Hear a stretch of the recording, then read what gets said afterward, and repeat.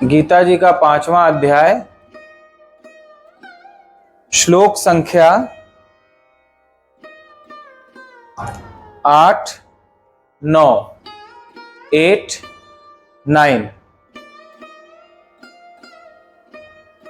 सबसे पहले इसका उच्चारण देखेंगे और पूरी गीता जी में यही 2 श्लोक ऐसे हैं जिनके उच्चारण में थोड़ी समस्या आती है। तो जो उच्चारण सीखना चाहते हैं वे स्लो वीडियो YouTube पर सुनकर उच्चारण सीख सकते हैं। नैव किंचित करोमीति युक्तो मन्येत तत्त्ववित् पश्यन् शृण्वन् स्पृशन् जिघ्रन् नश्नन् गच्छन् स्वपन् श्वसन् प्रलपन् विसृजन् गृह्णन् नुन्मि शन्निमि शन्नपि इन्द्रियाणीन्द्रियार्थेषु वर्तन्त इति धारयन्। इसका हिंदी अर्थ, तत्व को जानने वाला सांख्य योगी तो देखता हुआ, सुनता हुआ, स्पर्श करता हुआ, सूंघता हुआ, भोजन करता हुआ, गमन करता हुआ, सोता हुआ, श्वास लेता हुआ, बोलता हुआ, त्यागता हुआ, ग्रहण करता हुआ तथा आंखों को खोलता और मूंदता हुआ भी सब इंद्रियां अपने अपने अर्थों में बरत रही हैं, इस प्रकार समझकर निसंदेह ऐसा माने कि मैं कुछ भी नहीं करता हूं।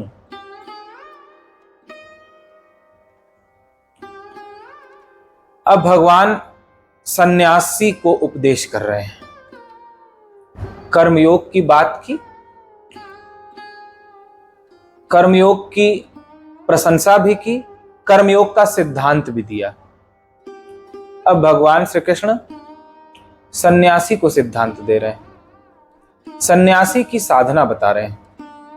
जैसा कि पिछले सत्संगों में मैंने कहा था कि सन्यासी केवल घर परिवार संसार त्याग कर सन्यास परंपरा का निर्वहन करने वाले को नहीं कहा जाता, बल्कि सन्यास चित्त की एक अवस्था है। उस सन्यासी की कैसी साधना होती है, क्या साधना होती है, अब भगवान इस पर प्रकाश डाल रहे हैं। पहले तो कर्म पर प्रकाश डाला कि गृहस्थ आश्रम में या कर्मयोग का जो आचरण करने वाले हैं उन्हें किन किन बातों को ध्यान में रखकर कर्मयोग करना चाहिए, जिसके द्वारा वे घर में अपना कर्म करते हुए ही परमात्मा को प्राप्त कर लें, आत्मज्ञान का अनुभव कर लें। दूसरा, भगवान अब सन्यासी की साधना बता रहे हैं कि जो माता पिता, घर परिवार, भाई बांधव, संसार त्याग कर एकांत प्रदेश में चला जाता है, संसार से छिपकर कर्म त्याग देता है। अब न उसका मां के प्रति कोई कर्तव्य कर्म है, वह करता ही है, न उसका पिता के प्रति कोई कर्तव्य कर्म रह जाता है, न भाई बांधवों के प्रति, न संसार के प्रति, किसी के प्रति उसका कोई कर्तव्य नहीं रह जाता। समस्त कर्तव्य कर्मों का त्याग करके वह जंगल में चला जाता है, एकांत में चला जाता है। इसे सन्यास कहा जाता है, परंपरा सन्यास।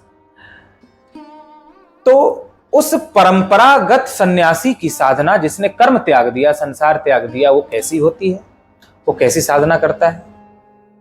तो कहते हैं तत्व को जानने वाला, इस आत्म तत्व को जानने वाला, तत्व का तात्पर्य आत्म तत्व, कि मैं दृष्टा हूं, साक्षी हूं, आत्मा हूं, देखने वाली आंखें हैं मैं नहीं, सुनने वाले कान हैं मैं नहीं, बोलने वाली वाणी है मैं नहीं, जीवा में जो संस्कार है वही स्वाद ले रहे। इस प्रकार शरीर, मन और इंद्रियों के द्वारा जो कुछ भी हो रहा है मैं उसका दृष्टा, देखने वाला हूं, करता नहीं। इस तत्व को जानने वाला सांख्य योगी देखता हुआ भी नहीं देखता। तो क्या समझता है वो? जब दिखाई पड़ता है तो वो ये नहीं कहता मैं देखता हूं, वो ऐसा समझता है कि आंखों में संस्कार हैं। आंखों से देखने वाले कौन है? संस्कार। आंखों में रहने वाले संस्कार इन आंखों से देख रहे हैं। सन्यासी ऐसा समझकर देखने वाले को भी देखता है, देखने वाले को भी देखता है। आंखों से देखने वाला संस्कार है और उसे भी देखने वाला आत्मा है, यानी मैं हूं। सुनता हुआ भी ऐसा हमें लगेगा कि सन्यास में क्या कर रहे हैं ये माता पिता परिवार को छोड़, इनको कुछ करना धरना है नहीं, पत्नी को छोड़ दिया, बच्चों को छोड़ दिया, परिवार को छोड़ दिया, माता पिता संसार को छोड़ दिया, कर क्या रहे हैं? बैठे ही तो हैं। लेकिन भगवान बता रहे हो बैठे नहीं है, वो बहुत बड़ी साधना कर रहे हैं। कौन सी साधना कर रहे हैं उसी का विवेचन करते हैं भगवान। सुनता हुआ भी नहीं सुनता, कानों में सभी के संस्कार बैठे हुए हैं। जैसे जब कोई प्रशंसा करता है तो कानों से सुनने वाले संस्कार प्रसन्न होते हैं, उन्हें अच्छा लगता है। और जब कोई निंदा करता है तो उन्हें अच्छा नहीं लगता संस्कारों को। कोई कोई संगीत हमें अच्छा लगता है, दूसरे को अच्छा नहीं लगता। कोई कोई चीज देखना हमें तो अच्छा लगता है, लेकिन हमारे घर में ही कोई दूसरा हो उसको अच्छा नहीं लगता। इसीलिए तो जब टेलीविजन देखते हैं तो झगड़ा होता है, क्योंकि किसी को कोई प्रोग्राम देखना अच्छा लग रहा है, किसी को कोई प्रोग्राम देखना। जो बेटे को देखना अच्छा लग रहा है वो माता पिता को देखना अच्छा नहीं लग रहा, जो बहू को देखना अच्छा लग रहा है वो और सदस्य को देखना अच्छा नहीं लग रहा। क्यों? सभी के आंखों में अलग अलग संस्कार बैठे हुए हैं। किसी के आंखों में कोई संस्कार है, किसी की आंखों में कोई संस्कार है, किसी की आंखों में कोई संस्कार है। तो जिसकी आंखों में जैसा संस्कार है उसको वैसा देखना अच्छा लगता है। ऐसे ही कानों में भी संस्कार बैठे हुए हैं, जो कानों के माध्यम से सुनते हैं। सुनने वाले आप नहीं हैं, सुनने वाले संस्कार हैं, ऐसा भगवान का इन श्लोकों में कहना है। कि कानों से सुनने वाला कौन है, इसका उत्तर देते हैं भगवान। आंखों से देखने वाला कौन है, वाणी से बोलने वाला कौन है, जीवा से खाने वाला कौन है, इत्यादि इत्यादि।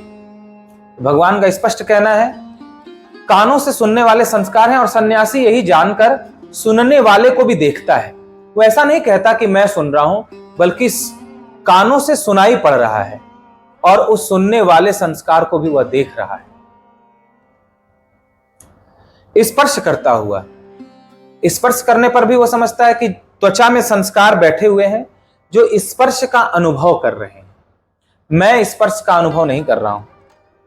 सूंघता हुआ, उसे जो सुगंध या दुर्गंध आ रही है तो नासिका में संस्कार ही सुगंध या दुर्गंध का अनुभव कर रहे हैं। मैं न सुगंध ले रहा हूं न दुर्गंध का अनुभव कर रहा हूं।